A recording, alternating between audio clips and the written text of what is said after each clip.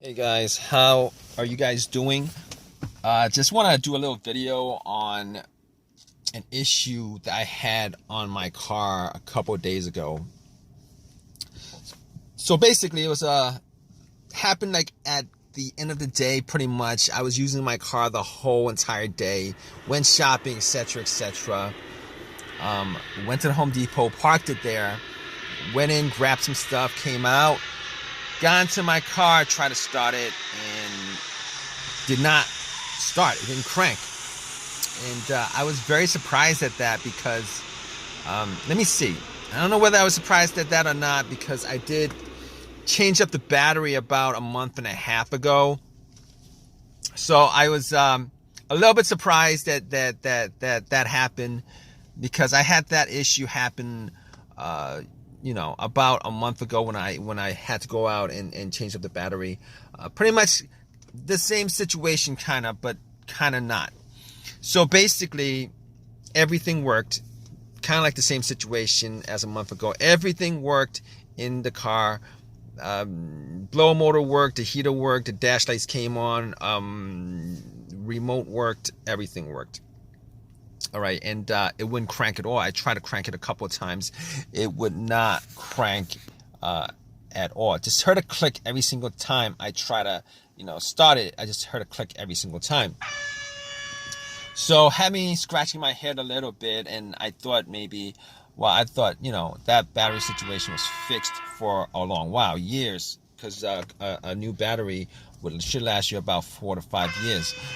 But unless there was an issue with the battery itself, or maybe, the terminals were loose or something like that. But anyway, I went out and turned on the headlights, the headlight beams, just to see how strong they were, see if it was actually the battery that was the cause of it. And the beams were very, very, very bright. So at that point, I was kind of on the fence about whether it was battery or not. Opened up the hood, popped it, and looked around the battery area just to see whether it was something wrong with the way it, the terminals were plugged in, and I was looking at it, and the terminals were a little bit dirty. So I took the terminals off, had some Coca-Cola, poured some Coca-Cola on the terminals, got some paper towels that I had, and wiped them, popped them back on, and then tried to start the car again, and it would do the same thing. It wouldn't crank at all. Everything else worked, it just would not crank. So at that point, I went back out, rechecked the terminals, made sure they were tight, and they were tight enough. I mean, I was able to wiggle them loose and stuff, but they were tight enough. All right, they were tight enough. So I didn't think that it was the terminal that was the issue, because they were clean enough also.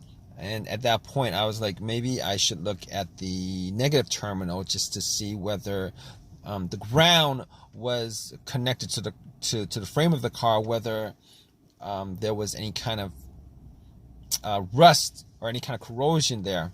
So I checked it out, and everything was clean. And that negative wire is the ground wire to any vehicle. So I was like, okay, all right. Let me see. The battery's good. Terminals are good. And at that point, I was like, okay, I'm gonna take out my power pack that I bought from Walmart when I got the battery, just in case one of these situations happen again, because just to save myself some time and stuff like that. I popped it on, and I was for sure it was gonna crank up. All right, and I tried to start it, and nothing. Same thing, click, didn't do a single thing.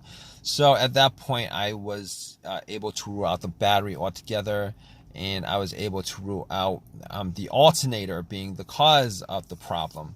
And the reason why I was able to rule out the alternator being the cause of the issue pretty much is this. If there was an alternator issue that was causing a problem with the car not being able to charge the battery, etc., etc., just jumping it would have just jumped you know, it would have cranked over, it would have ran, etc., etc. But obviously, I'm making this video, you know, that didn't happen. So I was like, okay, that's probably not the issue at all. So I was able to rule out the alternator, the battery, the ground wires, the terminals, which for the most part, many times, those would be the main issue of something like this. So at that point, I was scratching my head over it. I was thinking, what else could it be? I mean, could it possibly be, you know, something wrong? And I did have a check engine light, and I know that check engine light was for emissions, all right? But I had an OBD2 reader, you know, one of these $19 OBD2 readers that you can get at Walmart, and I plugged it in. I'm pretty sure it wasn't anything as far as, you know, the computer was concerned, but just to make sure, I plugged it in and ran the OBD2. It ran straight through, read it. Obviously, that check engine light for emissions popped up, but nothing else popped up. So at that point, I was able to rule out a bunch of other things. The computer itself, I was able to rule out, since it actually read the whole entire ECU, the car's computer. It was able to read that, so I could just rule that out. I was able to rule out anything else that may have a sensor that would cause it, but I'm pretty sure with a no start, no crank situation, it really doesn't have that much to do with sensors, as far as the mass airflow sensor, the throttle position sensor, crankshaft, and all that stuff, because normally those things going out, it would actually create a situation where you could crank up your car, but you just wouldn't be able to start it.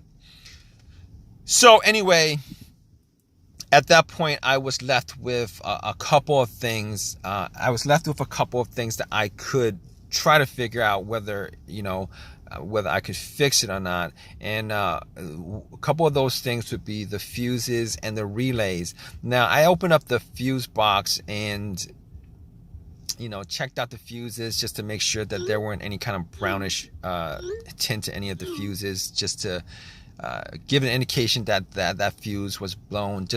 I wasn't able to smell anything that was burned, so basically I knew that it wasn't, you know, that, and I couldn't pick it up. I didn't have a fuse tester with me, so I couldn't pick it up if any of the fuses had issues. But from eyesight alone, I could tell that none of them were probably the problem. But I can recall two cases where I've had issues with this kind of situation, where I had a no crank, no start, where the fuse was the cause of it. One of those situations was with an Acura, and the main fuse of that car was blown. The main fuse of that vehicle was blown, and it pretty much caused an absolute power outage throughout the whole entire car. In that situation, there was absolutely no power at all inside the car, as if the terminals were taken off the battery. And once I changed up that main fuse, everything started up again, everything worked, everything was good. So but unfortunately, that wasn't the same situation as I had a couple of days ago, because I was getting power, it just wasn't cranking up. And the other situation with a fuse I had was with another vehicle that I had, and that situation was with the car, not the car cranking but not starting, and that situation was a result of a fuse to the fuel pump, or to the ECU, the car's computer. And once I swapped those out, it had no problem starting. But since it's not cranking at all, I could rule that out. I could rule those two scenarios out as far as the fuse is causing this particular situation.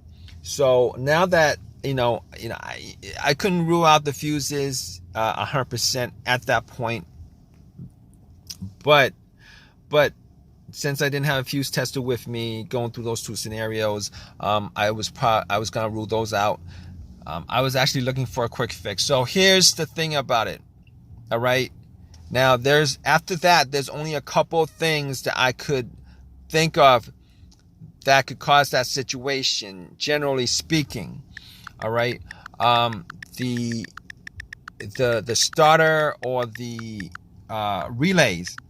Now, I didn't think it was the starter because I did change out the starter about a year ago. The starter was changed out a year ago. So, and the starter that I bought was a brand new starter. Now, there are chances that the starters do go out.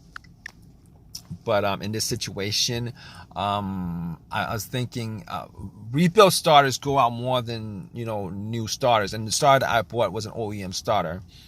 Okay, so I was like, okay, I was crossing my fingers that it could be the relay that was the issue. All right, that's me crossing my fingers, thinking about that was one of the relays, probably a starter relay that was causing the issue. And I went to looked at the relays. Check the relays out. Obviously, if you guys know anything about relays, it's not something that you could probably, visually check to see whether, something is wrong with it or not. Normally, relays make clicking noises and stuff like that. And I was hearing a click, but it could have been the clicks were faint. I was hearing a click. So anyway, I got out and Anyway, I checked out the relays and found out where the starter relay was.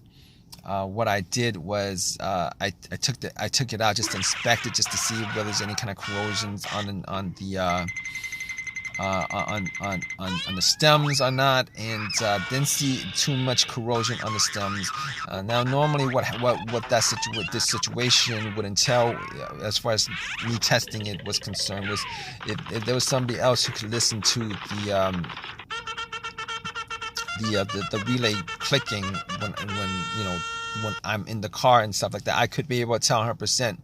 Probably not 100%, but whether that was the issue or not. But what I did was, instead of doing that, I checked for another relay that had the same, I checked for a relay that was similar, an identical relay in the box.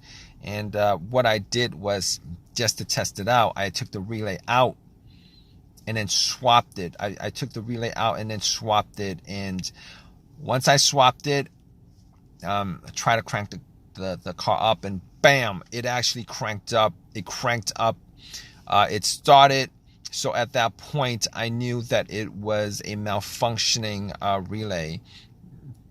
Now, so I was able to drive it to AutoZone, bought another relay, popped it in. It works. It's been working since. So it was the starter relay that was the problem.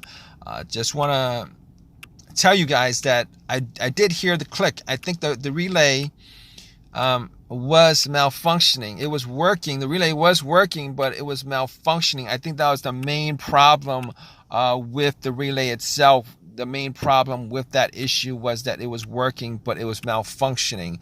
Now, I didn't really care enough to do that test, but I did hear the click. And normally when you hear the click, it means that the relay is working, which kind of caught me off guard. But it was working, but I think it was malfunctioning. That's why it wasn't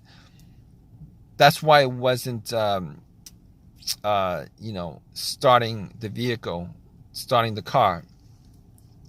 So at that point, if you guys are in this situation, I'm sure you guys are, if you guys are watching this video, if you guys want a quick fix for it, Hopefully you guys do get one of these quick fixes like I had.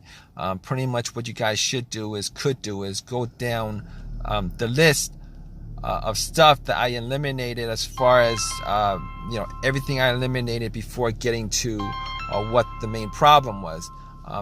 Generally speaking, after the relay, if it wasn't the relay, my first guess would have been the starter being the issue.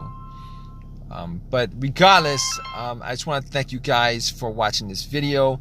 If you guys have a comment, please leave a comment in the comment section. Please subscribe, and please give me a thumbs up if this video has helped you guys out in any way. All right, guys, take care.